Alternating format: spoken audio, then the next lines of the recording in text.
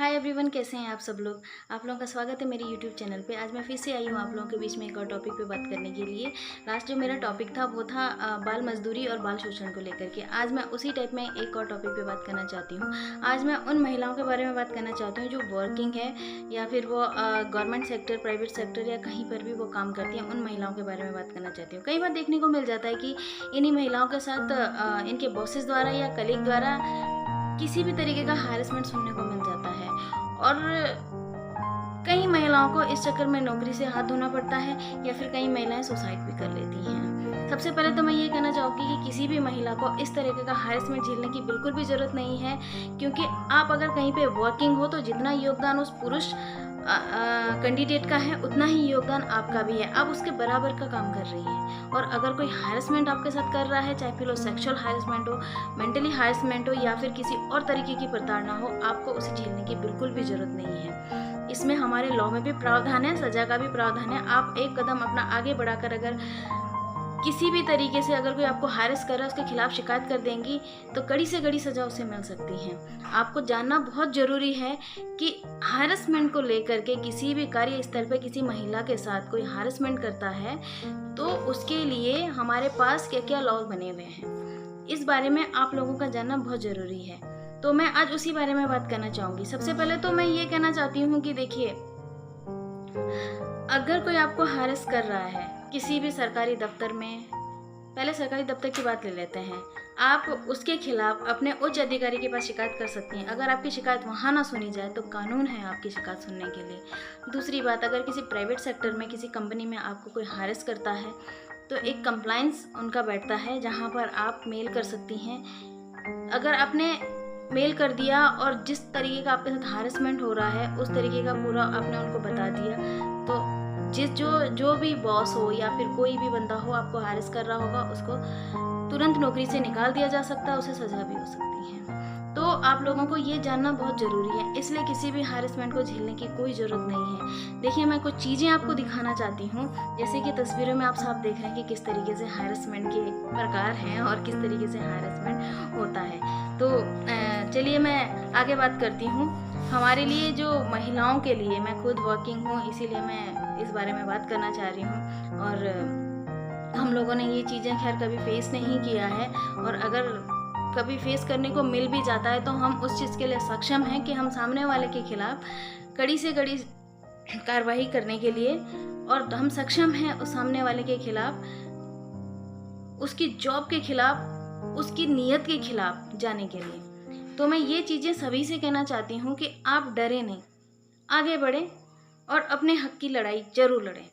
तो आज मैं बात करना चाहूँगी सेक्शन 509। चलिए पहले ब्रीफ करते हैं थोड़ा बहुत सेक्शन 509 को।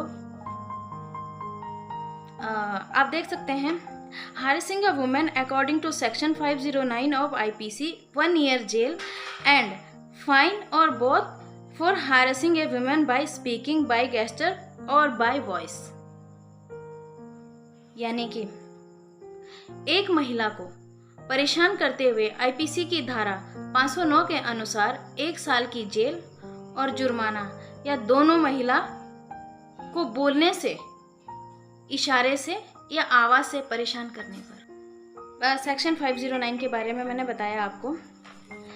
ये हमारा ये धारा आती है हमारी आईपीसी के अंडर, यानी कि भारतीय दंड संहिता, इंडियन पिनल कोड।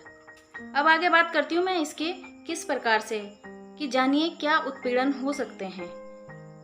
किसी प्रकार का अस्वीकार्य शारीरिक संपर्क, यौन संबंध बनाने की मांग या अनुरोध, अश्लील व्यवहार, अश्लील इशारे या टिप्पणी, छेड़खानी, अश्लील साहित्य दिखाना, यौन प्रकृति का कोई अन्य अस्वीकार्य शारीरिक, मौखिक अथवा गैर मौखिक आचरण। तो ये सारे जो प्रकार है ये आते हैं हमारे सेक्सुअल हैरेसमेंट के बारे में। तो मैं कई बार बताती आती हूँ कि महिलाओं को चुप रहने की कोई ज़रूरत नहीं है। कई बार मुझे कुछ लोग कह देते हैं कि आप लोग महिलाओं के ही अधिकार में बोलते हैं, बेटा बचाओ बेटा बचाओ। किसी ने मुझे कहा था बेटा बचाओ, और शायद हैं कोई जो अभियान लेके चले हैं कि बेटा बचाओ। हम उन बेटों के खिलाफ बिल्कुल नहीं हैं जो सही हैं। हम बेटों के खिलाफ नहीं हैं, हम उन लोगों के खिलाफ हैं जो मानसिक तौर पे बीमार हैं, जिनकी मानसिकता खराब हो चुकी है, जिनको महिलाओं की इज्जत करनी नहीं आती है, जो कार्यस्थल पर महिलाओं को परेशान करते हैं, वो लोग समाज में रहने लायक नहीं हैं। हम उनके खिलाफ हैं, ना कि हम उन लोगों के खिलाफ हैं जो खुद प्रताड़ित होते हैं। अगर कोई महिला किसी पुरुष को परेशान करती हैं या फिर उसे प्रताड़ित करती है, उसके लिए भी सज़ा का प्रावधान है, आप उसके खिलाफ भी शिकायत कर सकते हैं। तो ऐसा ज़रूरी नहीं है कि मैंने महिलाओं के ऊपर कोई वीडियो बना लिया तो महिलाओं के मैं फेवर में हूँ और लड़कों के अनफेवर में हूँ। बिल्कुल गलतफहमी होगी आप लोगों की अगर आप इस तरीके से सोचेंगे। खैर चलिए आगे बढ़ते हैं।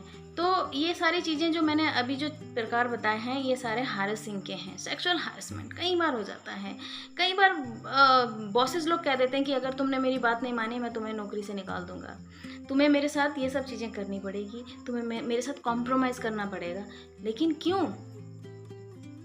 आप क्यों नहीं आवाज़ उठाती हैं? मुझे नहीं मालूम कि कितना आंकड़ा है शायद हारेसिंग का महिलाओं को लेकर के, क्योंकि कुछ महिलाएं शिकायतें करती नहीं हैं, चुप रहती हैं। तो चुप मत रहिए, अपने लिए आवाज़ ज़रूर उठाएं। और आप सेक्शन 509, अगर मेरी बात शायद थोड़ा बहुत समझ में आप लोगों को नहीं आई होगी, तो आप लोग जा कर के सेक्शन 509 के बारे में ज़रूर पढ़ें कि 509 के तहत किस तरीके से सज़ा मिल सकती है किसी भी पुरुष को अगर कोई किसी महिला को परेशान करता है। तो ये हमारे आईपीसी के अंडर आता है, इंडियन पीनल कोड यानी कि भारतीय दंड संहिता। तो आप जा कर के इसके बारे में ज़रूर पढ़ें। बाकी अगर और आपका कोई सजेशन हो तो वो मुझे ज़रूर दें। आज के लिए सिर्फ इतना ही। नेक्स्ट मैं आऊँगी फिर बात करने के लिए आपसे। चलिए आज मैंने आईपीसी के बारे में बात की है, तो नेक्स्ट मैं आईपीसी के ऊपर ही एक पूरा वीडियो बनाऊँगी कि क्या है आईपीसी, क्या है भारतीय दंड संहिता। वैसे सबको पता है, बट फिर भी मैं थोड़ा सा डीपली इस बारे में बात करना चाहूँगी। तो नेक्स्ट मेरा वीडियो होगा आईपीसी के बारे में। चलिए आज के लिए सिर्फ इतना ही। Thank you so much. फिर मिल